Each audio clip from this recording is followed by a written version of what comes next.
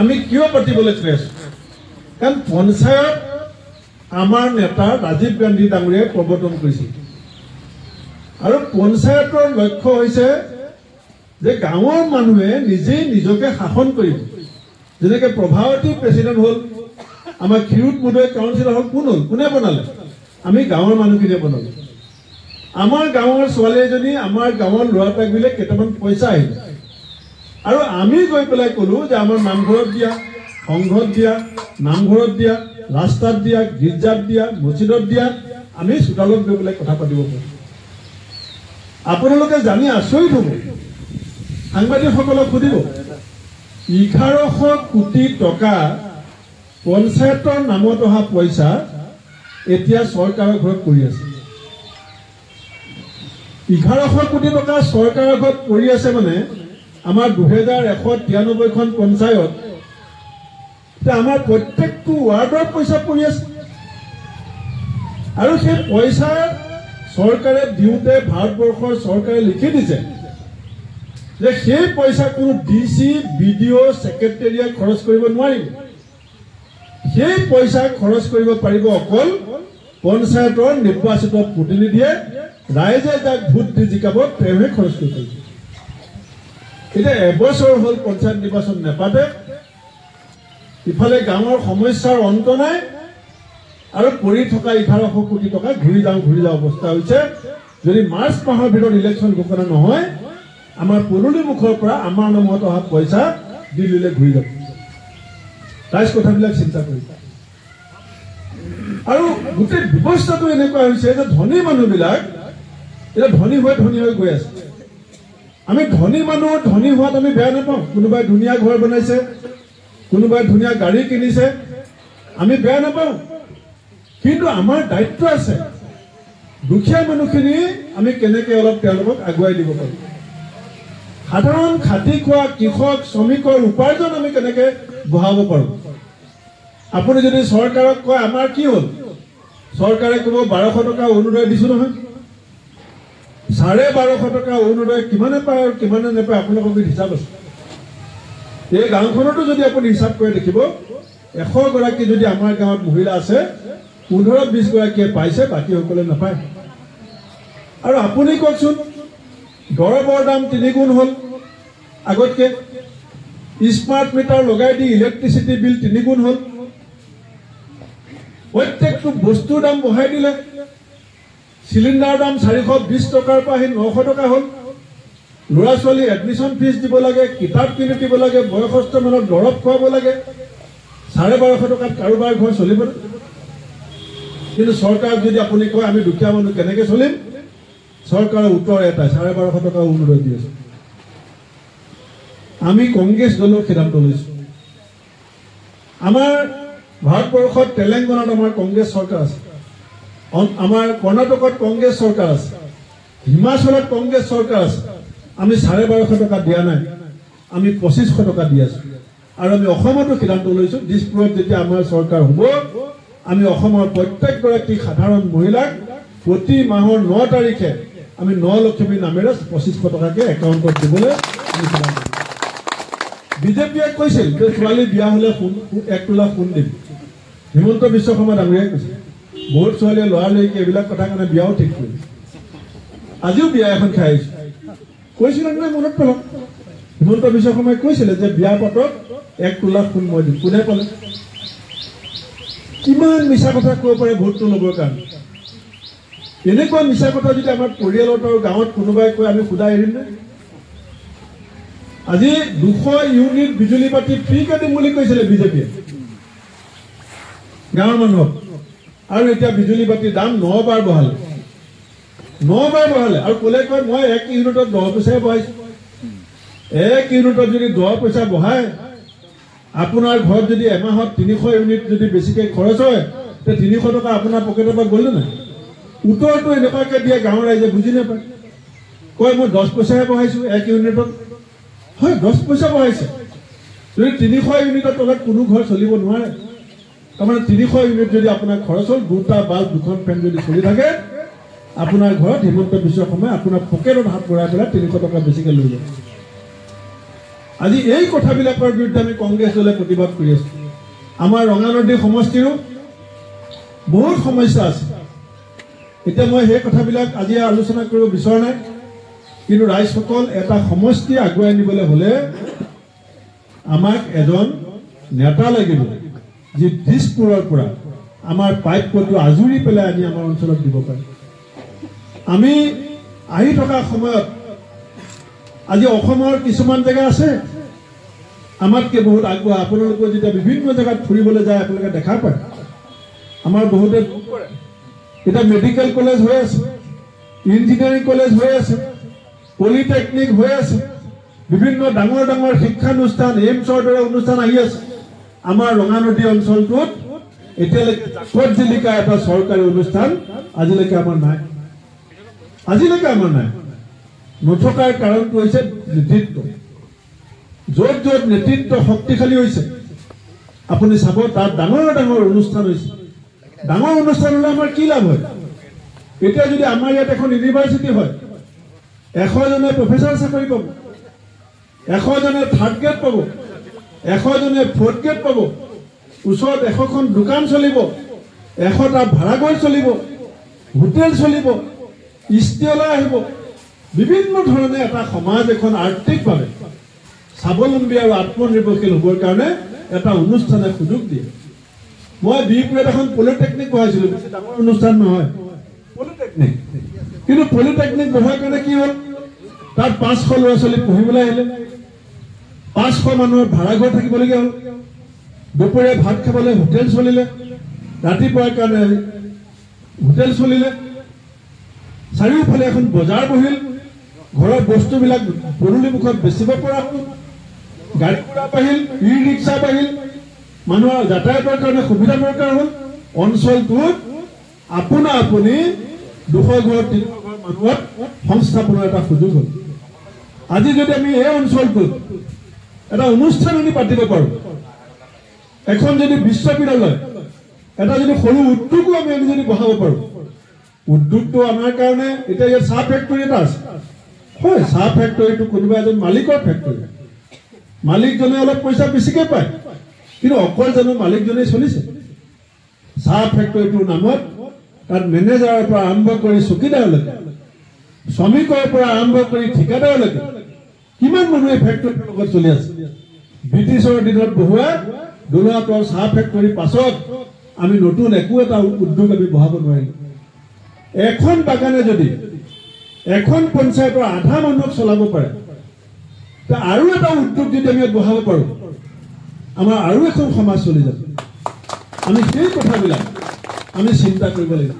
আমাক ৰাস্তা লাগে, দলং লাগে, খোৱা পানী লাগে, হস্পিটেল লাগে, লাগিব। তাৰ লগে লগে চবতছে ডাঙৰ চিন্তা আমাৰ ঘৰৰ মানুহজনী কি? সংস্থাপন।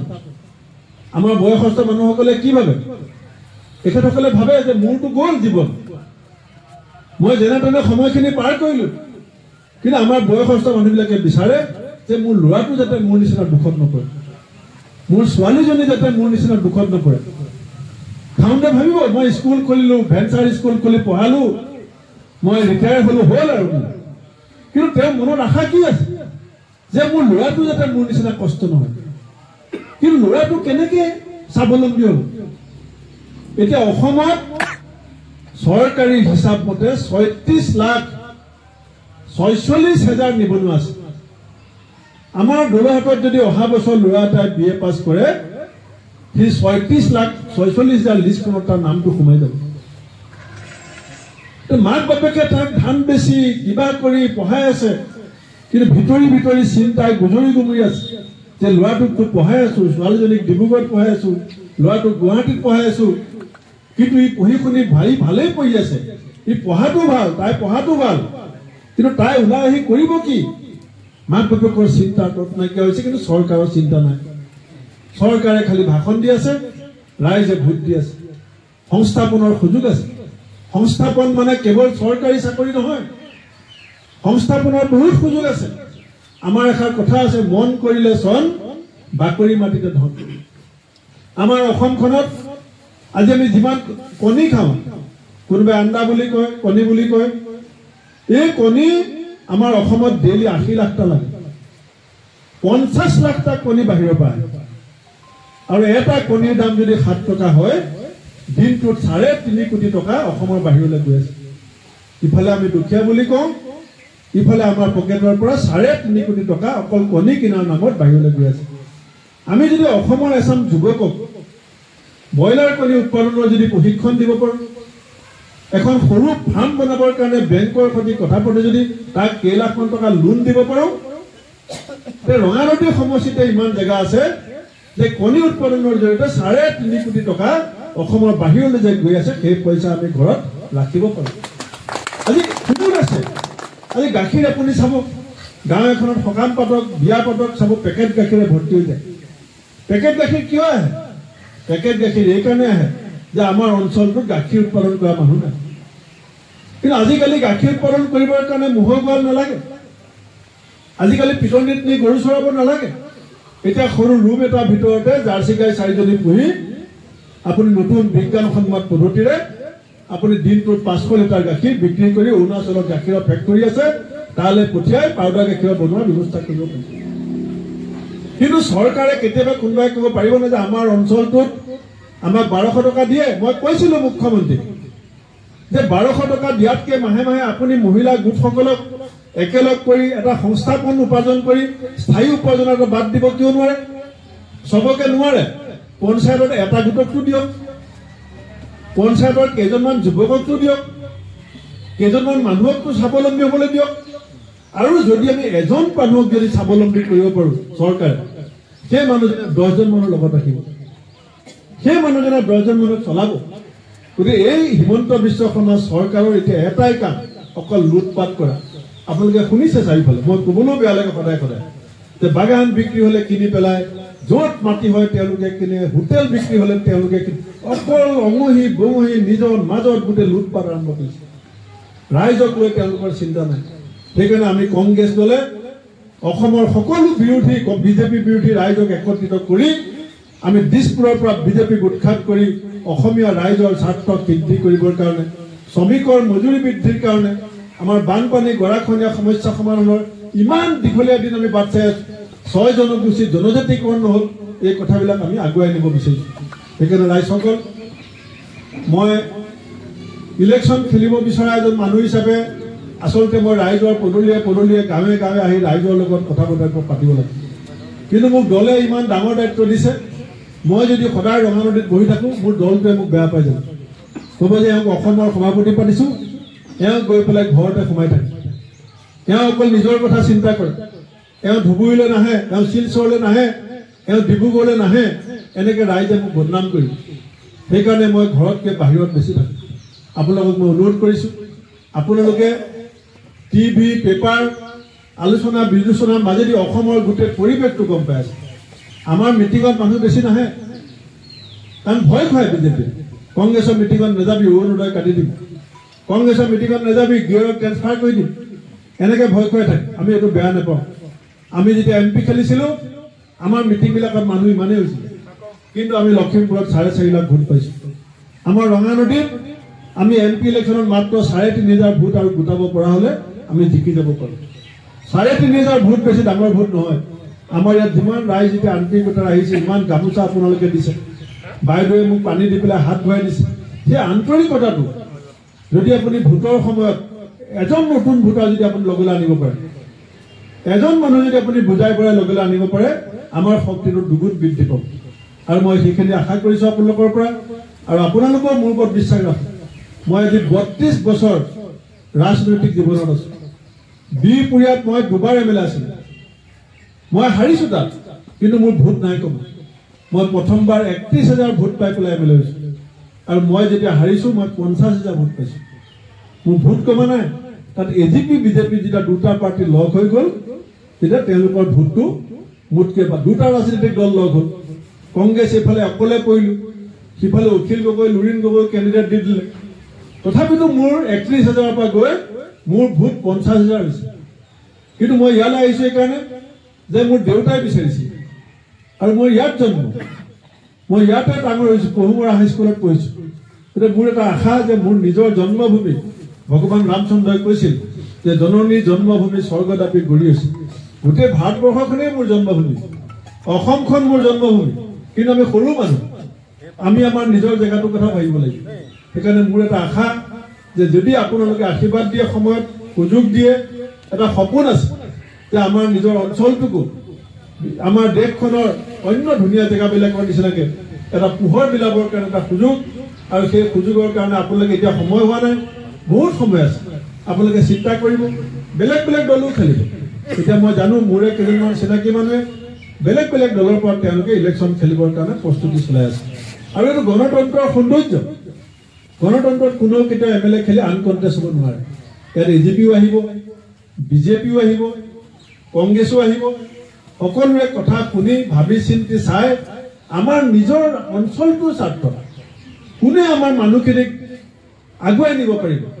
কোনে আমাৰ অঞ্চলটোক আগুৱাই নিব পাৰিব, কোন হলে কাৰ অভিজ্ঞতাৰে আমাৰ কামবিলাক হোৱাত সুবিধা হ'ব, সেই ধৰণৰ চিন্তা চৰ্চা আপোনালোকে ৰাইজৰ মাজত কৰি ভৱিষ্যতৰ দিনত এটা ভাল সিদ্ধান্ত ল'ব বুলি আশা ৰাখি, আৰু পঞ্চায়ত নিৰ্বাচনত আপোনালোকে নিজে ভাবি চিন্তি ভাল সিদ্ধান্ত ল'ব বুলি আশা ৰাখি মোৰ বক্তব্য সামৰিছোঁ। বন্দে মাতৰম, জয় অসম।